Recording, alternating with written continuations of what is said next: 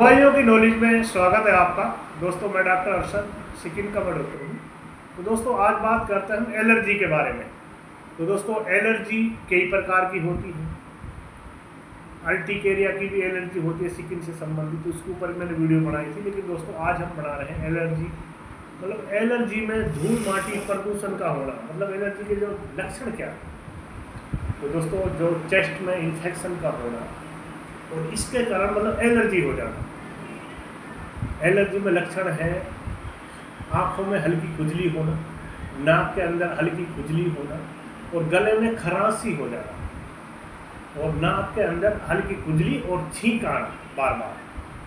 दोस्तों ये एक बिल्कुल नॉर्मल एलर्जी है, घबराने की कोई ज़रूरत है नहीं है। और जो मेरी वीडियो बनाने का जो मकसद है, क्योंकि मैं स्किन का डॉक्टर हूँ, जनरल डॉक्टर हूँ नहीं हूँ, लेकिन क्या कि एलर्जी का होना, खास करके जो पेशेंट आ रहे हैं मेरे पास, वो ये समझते हैं कि डॉक्टर साहब इनका परमानेंटली इलाज के बारे में बताएं। तो उसी के बारे में वीडियो बनाई गई है आज। दोस्तों बिल्कुल ध्यानपूर्वक सुने। एलर्जी का आपको मैं मेडिसिन भी बताऊंगा क्यों का होती है ये और क्यों आप बच्चों को या बड़े को नहीं होती, और मेडिसिन भी बताऊंगा मैं लास्ट में आपको। ऐसा नहीं मेडिसिन नहीं बताऊंगा, प्लीज़ ध्यान से सुनो। तो दोस्तों पहले मैं लक्षण आपको बता दिए, इस तरह होते हैं इसके लक्षण। नाक में खुजली होना, आँख में खुजली होना, गुलगुली होना आँख के अंदर और छींक का आना और गले में खराश का हो जाना और सांस लेने में हल्की प्रॉब्लम का होना। मतलब खांसी तो नहीं होती लेकिन हल्की खांसी के लिए महसूस होना और सांस लेने में घुटन सी महसूस होना। तो दोस्तों ये एक नॉर्मल एलर्जी है जिसको अस्थमा की एलर्जी भी बोला जाता है। तो दोस्तों इसका कोई परमानेंटली सॉल्यूशन है ही नहीं है, क्योंकि आजकल जो पेशेंट हैं वो आपने अपने गांव से या बाज़ार से आपने मेडिसिन ली तो आपकी प्रॉब्लम ठीक होगी। ठीक होने के बाद में फिर कुछ टाइम के बाद में आपको दोबारा प्रॉब्लम होगी, तो आपने दोबारा जो आप गए तो शहर के डॉक्टर पे गए, बड़े पे कहीं पर अलवर कलोल चले गए, तो आपने मेडिसिन ली तो आपकी प्रॉब्लम ठीक होगी। आपने चेक वगैरह कराए सब कुछ, तो ठीक डॉक्टर पे गए, आपको कराने के बाद में फिर भी आपको दोबारा प्रॉब्लम होगी। तो फिर हर आदमी इसमें ये सोचता कि इसका कोई कंटिन्यू मेडिसिन हो जिससे ये प्रॉब्लम दोबारा ना हो। तो दोस्तों डॉक्टरों का काम होता है दवाई देने का। आपकी प्रॉब्लम ठीक होगी, आप दोबारा भी चलोगे तो आप दोबारा भी दवा देगी डॉक्टर ने आपको। तो दोस्तों जो एलर्जी है इसका कोई परमानेंटली इलाज नहीं होता कि आपको 6 महीना या 3 महीना इसका इलाज चलाया जाए। ये उनको होती है, एक तो ये होती है दोस्तों वंश के अनुसार, ये जो सांस दमा की जो प्रॉब्लम है एलर्जी का होना, ये होती है वंश के अनुसार।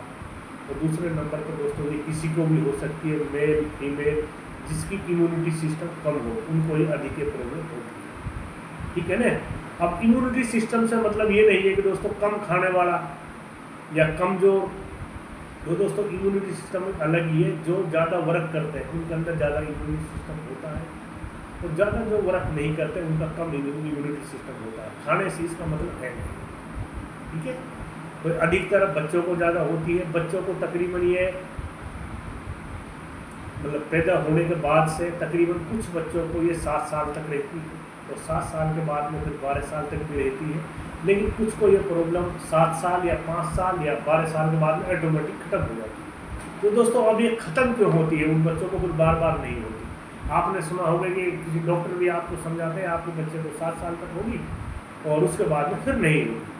तो कुछ फैमिली में ऐसा होता है, उनको पता है कि मेरे बड़े लड़के को हुई थी या किसी और के हुई थी, 7 साल बाद में फिर दोबारा नहीं हुई।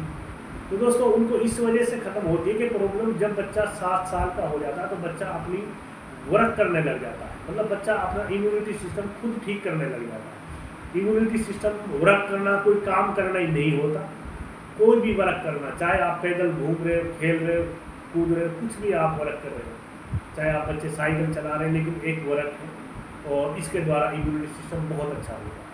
और ख़ास करके जो महिलाएं हैं उनके लिए बच्चे को मतलब वही बच्चे को अधिक साइकिल चलाने दे, इसमें अधिक ज़्यादा खेलने दे, धूल माटी से बचाए, लेकिन बच्चे को ज़्यादा घूमने फिरने दे, दौड़ने दे, जिससे इम्यूनिटी सिस्टम ठीक हो। तो ठीक होने के बाद में ये प्रॉब्लम बहुत कम होती है, ठीक है। तो दूसरे नंबर पर बच्चे को जैसे कि रेडू बच्चे चलाते हैं या साइकिल बच्चे चलाते हैं, साइकिल में इसमें बहुत ज़्यादा रोल होता है बच्चे के लिए। साइकिल से बहुत ज़्यादा इम्यूनिटी सिस्टम ठीक होता है और बच्चे को ये प्रॉब्लम बार बार नहीं होती है।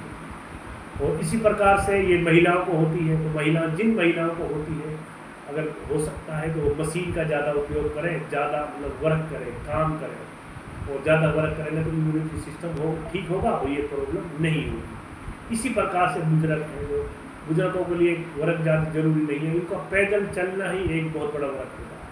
मतलब कोई भी काम करना है हमारे बुजुर्गों को, वे खुद पैदल चल के करें, ना कि बाइक वगैरह गाड़ी वगैरह में घूम के करें, अगर जिनको ये प्रॉब्लम एलर्जी अस्थमा की प्रॉब्लम होती है, ठीक है ना। अब उसके बाद में पहले नंबर पर ये क्यों नहीं, मतलब इस बचने का क्या कारण है। तो दोस्तों इसमें बचने का मेन चीज़ ये है कि ये होती है धूल माटी प्रदूषण का होना, चाहे आप कोल्ड ड्रिंक्स ज़्यादा का पीना, कोल्ड ड्रिंक पीना, या बर्फ मतलब फ्रिज के अंदर कोई भी चीज़ धरी हुई चीज़ का इस्तेमाल करना, चाहे वो कोई भी चीज़ है लेकिन वो आपने फ्रिज के अंदर धरी है, उसे ठंडी हुई है, अगर उसको आप इस्तेमाल करते हो तो आपको ये प्रॉब्लम हो सकती है, ठीक है ना। और बच्चे को या बड़े को शाम को ना नहलाएं, ठीक है, और एक सुबह नहलाएं तो सुबह गर्म पानी से नहलाएं, तो कोई भी फ्रिज की धरी हुई चीज़ इस्तेमाल ना करें, और ख़ास करके मूंगफली का उपयोग कम करें, जलेबी का उपयोग कम करें, तली हुई चीज़ इसमें कम खाएं, और कि जैसे कि बासी पानी है, बिल्कुल जो चिल्ड है, जो आपका पूरे मार्ट में ही है लेकिन वो चिल्ड ज़्यादा ठंडा इस मौसम में, तो उसका उपयोग ना करें क्योंकि गला पकड़ा जाएगा, उसके बाद में फिर ये प्रॉब्लम चालू होगा, ठीक है। तो ये दमा अस्थमा की जो प्रॉब्लम है, एलर्जी है, तो दोस्तों इसका कोई परमानेंट सोल्यूशन होता नहीं है बिल्कुल भी। और अब मैं आपको मेडिसिन बता देता हूँ, खास करके परहेज में यही है, आपको धूल माटी के प्रदूषण का परहेज करना है।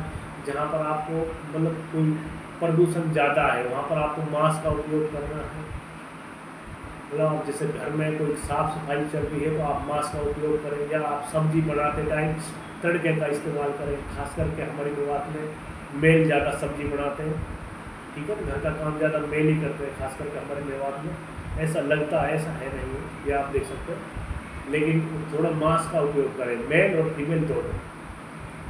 और उसके बाद में मेडिसिन बता देता हूँ दोस्तों। तो दोस्तों बच्चों में आप इसके लिए मोन्टेस्कास्ट एलसी सिरप इस्तेमाल कर सकते हैं, और ये आपको एंटी एलर्जी सिरप में भी उपलब्ध है और टेबलेट में भी उपलब्ध है। और साथ में आपको बड़ों के लिए आप डॉक्सिलिन कैप्सूल इस्तेमाल कर सकते हो, और बच्चों के लिए आप इसमें अमोक्सिसिलिन सिरप आती है उनको इस्तेमाल कर सकते हो। अमोक्सिकिड बच्चों के लिए टेबलेट आती है, उसको भी इस्तेमाल कर सकते हो।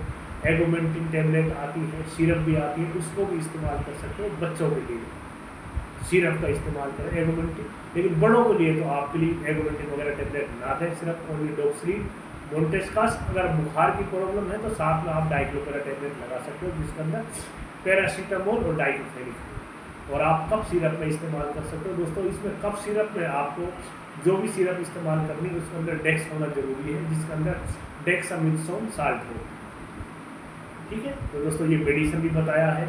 अगर किसी भी के लिए साथी के प्रॉब्लम होती है, चाहे बच्चे के हैं, चाहे बड़े के, चाहे मेल चाहे फीमेल के, तो आप उनको वीडियो शेयर कर सकते हो। अगर आप वीडियो आपको अच्छी लगी तो अगली वीडियो में किसी और चीज़ के ऊपर बात करते हैं। ये दमा, सांस, एलर्जी के बारे में वीडियो बनाई गई है। अस्सलाम।